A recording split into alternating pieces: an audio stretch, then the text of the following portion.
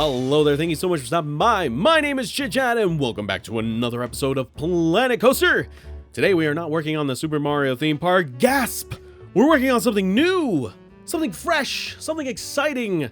Not to say that the Mario Park's not exciting. I actually really love working on that park. But no, we are working on a new theme park for this episode. It is going to be a studio-themed theme park. Say that 3 times fast. So we are working on a studio-themed theme park. I almost messed it up that time. This was actually suggested by someone in the Discord. I believe their name was JPS Ninja. I'm sorry if I got that name wrong, but it was. I think that was it. If I'm wrong, I apologize. But I thought it was a really cool idea.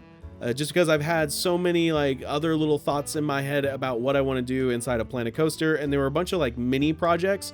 Whether it was stuff that I've mentioned in the past, like I've always wanted to do an Over the Garden Wall dark ride, just because I think it's a fantastic animated series, and I would love to be able to do something because that whole series just screams amazing dark ride, and I just want to try my best to make one and make it like even partially as good as good as I see that show as. There's been other ones, like I would love to revisit my Power Rangers park that I did way back when. It's not even up on my old channel anymore because I moved all the Planet Coaster stuff to this channel, and I didn't move all the videos because some of them were just old and didn't really have any reason to migrate over to this channel. I didn't want to like repost videos that I've already done, so I thought it would be really fun to revisit that at some point. So there's a couple of other ones, but I just kind of want to play this park by ear.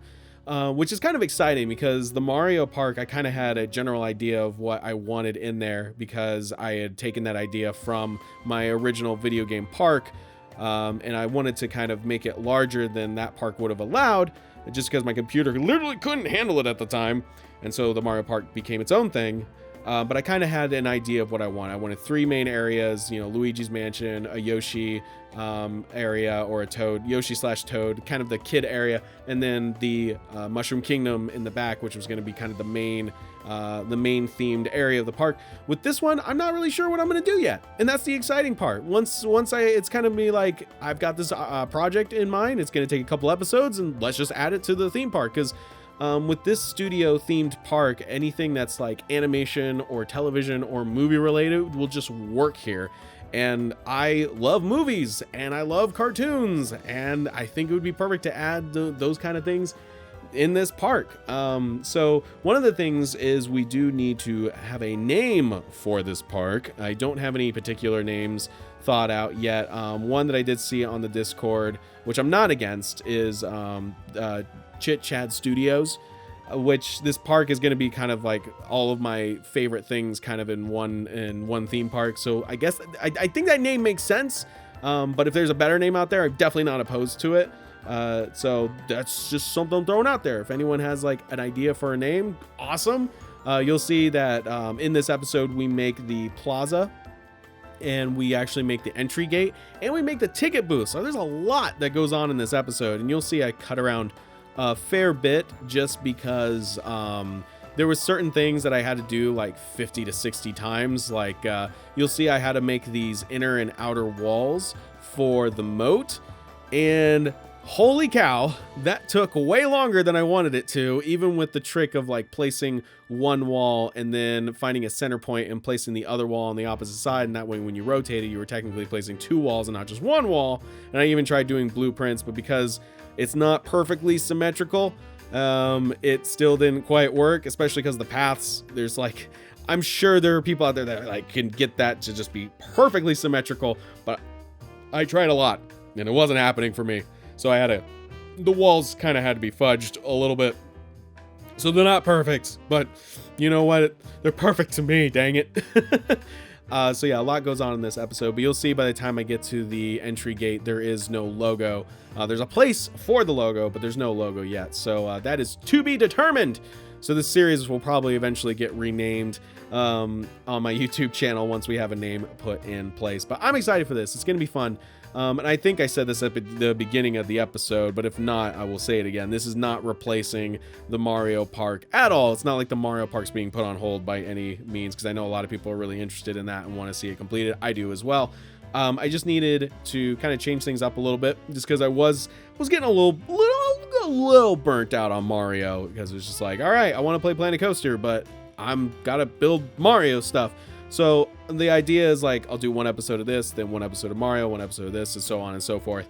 And I've seen, there's a couple of, my channel isn't dedicated to Planet Coaster by any means, but it's something that the majority of my audience here watches. But I have seen channels that are dedicated to Planet Coaster. They'll have multiple projects going at the same time, and it makes sense.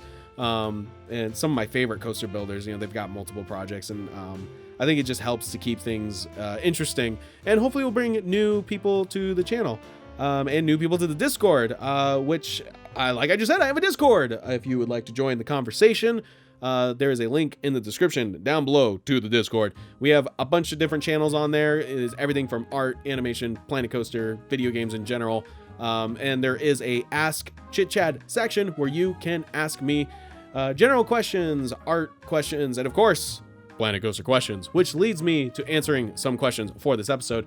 Now, I don't have any questions that are specific to this park because this is the first episode, which means I need new questions to answer on these episodes. So please head to the Discord, ask me a question. I really appreciate it. So some of these questions are just going to be kind of general questions that I received, and then some of them are actually somewhat, I will say one's actually going to be kind of related to this park. So the first question is from Wretched Will, and their question is, what's your favorite Mario Kart game of all time? You know what? It's funny that we talked about a Mario theme park question when I just dropped the warp pipe.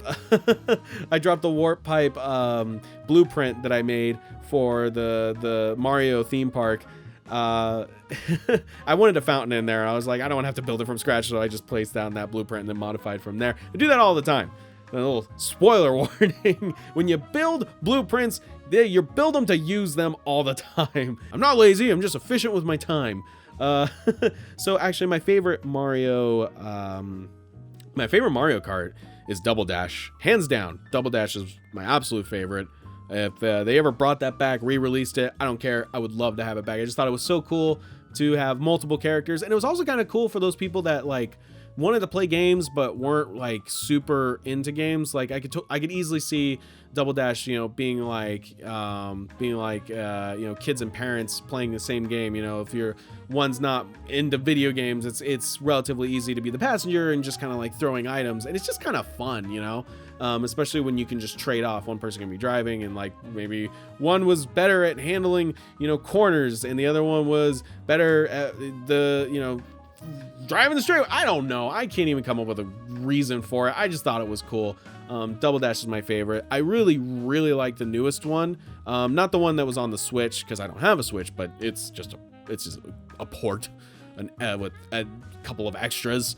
But the newest Mario Kart, I love some of the DLC in that. Like, it was really cool to go through Animal Crossing. Animal Crossing is one of my favorite time-wasting games. And it was really, really cool to go through Hyrule. And I kind of want Mario Kart in general to go in that direction, where it's not just... I want like the Super Smash Brothers of Mario Kart, I want characters from like all the Nintendo properties in there. And I know we got some of that with like Link and Isabelle and the Villager. I thought that was kind of cool, but I want more of that. So yeah, I would definitely have to say Double Dash hands down.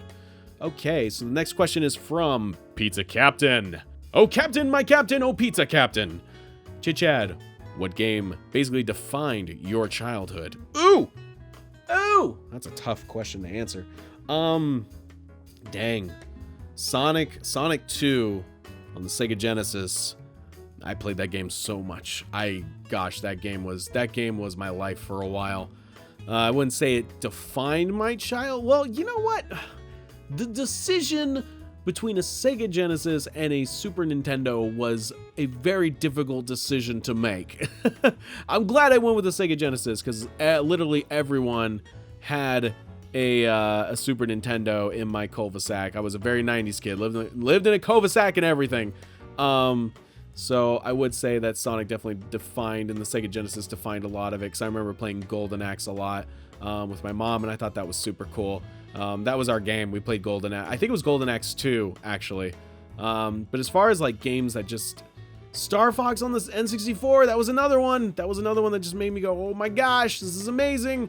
That one probably. And Rogue Squadron, for sure. I would have to say, like, if I had to pick 3. If I had to pick 3, oh gosh, darn it, now I'm thinking about other ones. Oh gosh, I'm gonna have to throw Banjo and Kazooie in that mix too, because I freaking love Banjo and Kazooie. And by extension, Banjo and Tooie, and even Nuts and Bolts, you know, like the game could have been way better, but the build mechanic was super cool, and I've always liked games where you can build stuff. And dude, this is such a hard question because there's so many games that I love. Like, if I had to pick one PC game, Lego friggin' Island. Oh my god, I played that game so much. I was obsessed with building things. It was either like collecting, building, or flying. Like that was the repertoire of gaming for me. So yeah, I know that's not answering the question specifically, but there's a couple. There's a few for you. All right, this is actually going to be related to the park because gosh darn it, I am going to be adding a Power Ranger section to this park. I don't know if it's going to be based around like I don't want to base it around the new movie, even though I really like the new movie. I would like to just kind of like base it around probably Mighty Morphin, because that's what I grew up with, and I think that's probably the most well-known. I wouldn't say it's the best season by any stretch. It's really not. It's just nostalgia more than anything else. But Digital Drew, my man Digital Drew, Patreon supporter. I know I always give you like a shout out every time I read your name, but man, you're the guy, man. You're the supporter. You're the supporter I don't deserve. I just want to say I appreciate you. But your Digital Drew asks, what are your thoughts, if any, about Hasbro buying Power Rangers? Whew, man, that was crazy. I'm not against it. I'm not a huge fan, and I believe Hasbro just got the merchandising rights for Power Rangers now. And it has nothing to do with like the show or anything like that. It's just literally the toys. Which is kind of a bummer because some really neat stuff was coming out. You know, they made the full scale Red Ranger Legacy sword. You know, they made the Green Ranger dagger, White Ranger Saba. They made Zeo Gold Ranger staff and his communicator, and looked like they were just going to keep going and re-releasing that Legacy line stuff. The only problem is that stuff is wicked expensive. Like, holy crap! That stuff was wicked expensive. I think like the sword, like Red Ranger sword, I mean, it's full scale, so I can't get too mad, but like, gosh, I think that thing was like $150, $175 friggin' dollars. And it's something I've wanted for a while. I just didn't feel like spending no more money on a sword. But I'm interested to see what they're going to do. Hasbro hasn't exactly been known for their quality of figures and just collectibles in general. They've kind of been like cheaping out. And I remember as a kid, like, Transformer toys were wicked awesome, man. Like, I had an Optimus Prime, and he was probably one of the coolest toys I ever had. And, like, just the stuff they're coming out with now is just not that impressive. Like, they have the Masterpiece, I think they're called the Masterpiece. They have the Masterpiece collection, and the last one that I saw that was really impressive was Starscream in the original, what was that, like, the late 80s animated movie. The Transformers animated film. It had him with like the crown and stuff before Megatron, you know, or Galvatron, you know, showed up and crashed the party. I thought that was a really cool figure. But like, I don't know. We'll just have to see. I am kind of sad because all that Legacy line stuff is probably going to get canceled, which means if you don't have those things, it's going to be very difficult to find said things. And they're going to be more collector value than ever. At least that's what I'm thinking is going to happen. But yeah, thank you for your question, Digital Drew. I super appreciate it. And like I said, if you want to ask me questions, you know, just head over to Discord. Just chat it up. We're called the Chatterboxes for a reason. So that brings me back to this park. So it's probably obvious to see, but like my main source of inspiration was Universal Studios Florida and Universal Studios Hollywood. I kind of combined the two together. That more open space, bit more of a relaxing environment. It's definitely from the Florida version of the park. Because as you walk in, you kind of have the decision to make, left or right. I believe left goes to Universal Studios. Or am I wrong? Oh my gosh, I don't want to be wrong about this. I feel like I'm wrong. Well, one way you go to Universal Studios, the other way you go to Islands of Adventure, but it's surrounded by this giant, like, you know, man-made moat thing. So I thought that would be really fun to kind of emulate, but do the opposite, where the lake surrounds the circle, which well, that was a lot more work than I expected it to be with all those walls. Like, good golly. I know it probably doesn't look it just by watching the video, but oh man, that took a long time. That's why there's so many like cuts in this episode, because I did not want you all to see me place the same piece of wall like 20, 30, 40, 50 times. That was just crazy. So this episode was cut up just a little bit, but yeah, the kind of the plaza was more themed around Universal Studios Florida, and then the actual entry gate and the ticket booths were themed after Universal Studios in California. So I love those parks. I think Universal Studios, the Florida and Islands of Adventure is probably my favorite theme park of all, like those two parks. Islands of Adventure a little bit more, just everything about it and the way it's laid out, the rides, just everything's so good. And you might have noticed just now that, you know, it kind of cut to an already well on its way building for the entryway. Full transparency.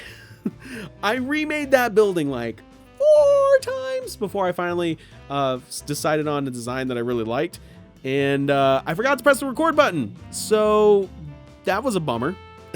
So as soon as I saw it, I was like, oh well, all right, let's press that record button. So that was a little bit of a bummer, but it was one of those situations where, and I get this with not just Planet Coaster, but like everything in general, animation, art, video editing, whatever, it happens, where you kind of like hyper focus, and then you go from trying to make one thing, and then that one thing just never happens, and you just keep trying and trying, and it was just like, this is not working. I don't know why. My brain is just not, it's not thinking the way it needs to think. So I just had to step away. I think I played some, what game did I play? I think I was playing some Binding of Isaac. And then I came back, and then I was like, all right, everything's clicking into place. I actually was looking up a reference photo of the entry gate for Universal, and that helped out a lot.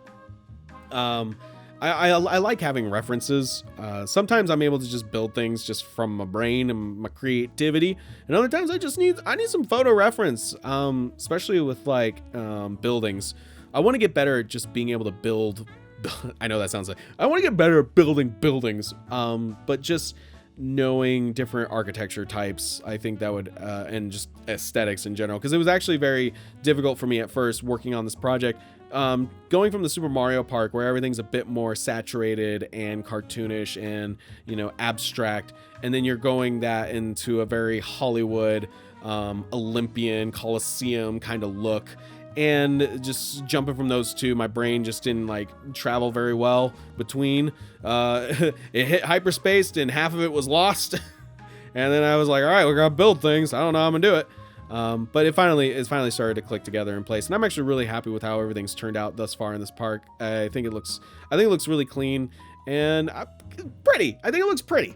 And I'm excited to actually, you know, get all of this stuff out of the way first, because that's something I kind of regretted about the Mario Park, was that I never really envisioned making an entryway or an entry gate.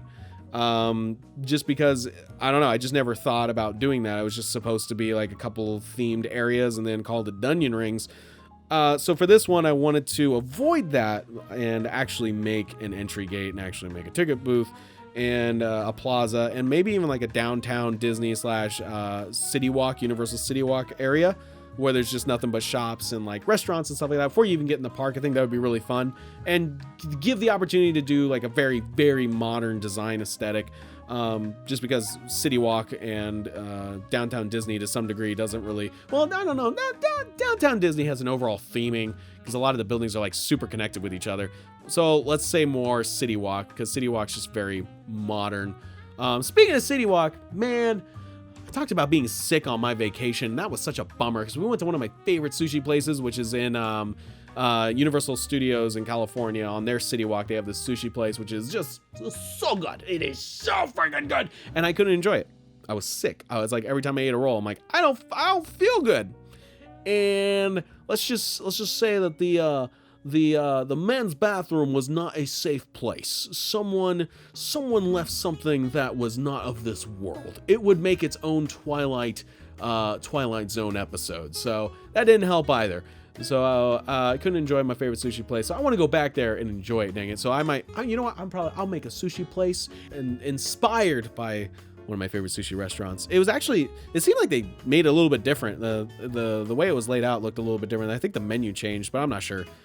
But I think there was like, I don't want to be wrong, but where the King Kong is, and I think it's Sugar Now store, but I could have sworn there was like a Tower Records or something. Like I remember it being a super stinking cool store, and then I'm walking by, I'm like, it's Sugar? Really?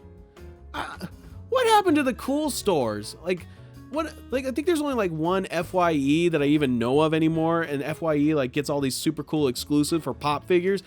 A Power Ranger one that I really wanted, but it couldn't find. It was Red Ranger with the Dragon Shield, and they got that as an exclusive. I'm like, I can't find that dang thing. I went there like every other weekend, and they never had it. And then when they did have it, they sold out because they only got like 2. And I think one of the employees bought one. I'm like, that is not fair, man. That's not fair.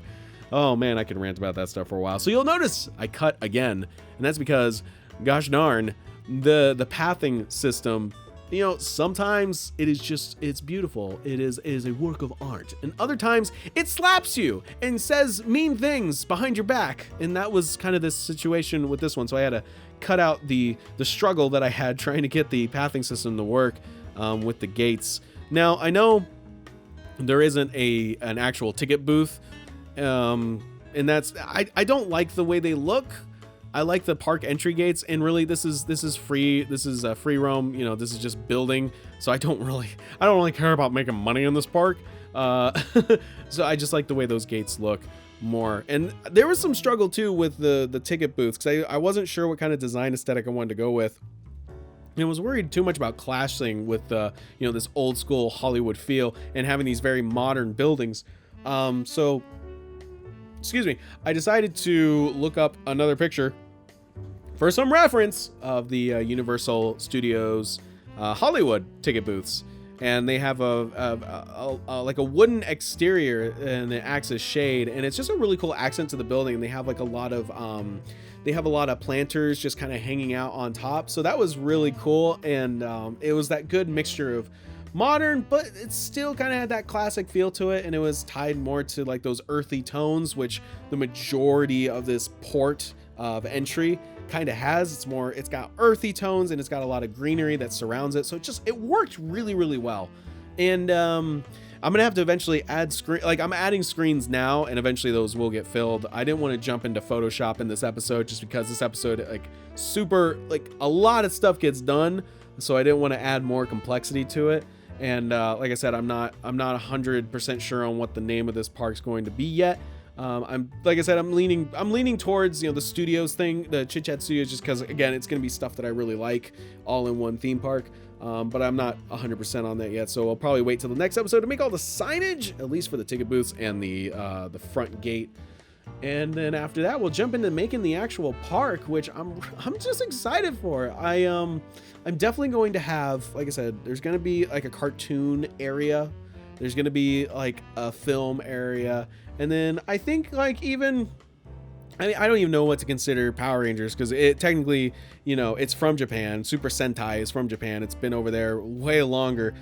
Fun fact, at least according to what I've learned, is that the only reason Power Rangers exists is because of Spider-Man, because originally the company that did Super Sentai, they had the rights to Spider-Man, and their version of Spider-Man was way different. He fought giant monsters in a mech, and when they didn't have the rights to use Spider-Man anymore, they just made their own characters and followed the same formula. Less web swinging and more giant robots fighting giant monsters and people in spandex suits. So I thought that was pretty interesting. So I don't even know what to consider Power Rangers, if it's like it's a hybrid, but I don't even know like if there was a section of the park, would it just be like Transformers and Universal? It's just kind of there. There's no rhyme or reason to why Transformers is there. It's right next to Jurassic Park and the Mummy, for crying out loud. So Universal in general, it's not all about the theming of areas, unless you're talking about Harry Potter, obviously, because that's like a huge themed area. But most of the other stuff is just kind of like it's there, unless you're talking about like the Florida parks, where each thing has like there's the Toon Lagoon, which has Popeye and I'm forgetting it Snidely Whiplash and Dudley Do-Right. Why did I forget about Dudley Do-Right? I don't know why. It left my brain. And then you have like Jurassic Park, which of course is probably going to get rethemed to Jurassic World. And then the Harry Potter area, obviously the Marvel area, but like the Hollywood park is just kind of like, it's just whatever. It's like, oh, you can put the Mummy right next to Jurassic Park and put Jurassic Park right next to Transformers, and that was Backdraft at one point. We don't care anymore. It's, I don't know. So maybe it doesn't need it. Maybe it doesn't need to make sense is all I'm trying to get at here, people. Maybe it doesn't have to make sense. I'll try my best, but no promises. So we're actually getting close to the end of this episode. I just want to say thank you all for the support. Got a fair number of new subscribers to the channel. So if you're new and you have stuck with me this long in this video, welcome. Hope you enjoy the content here on this channel. And thank you all so much. Those of you that support, those of you that watch, and those of you that have joined Discord, know that I appreciate you. And we're going to end this episode off with a couple of beauty clips of what we've got so far in this park. And as always, I will chat with you later.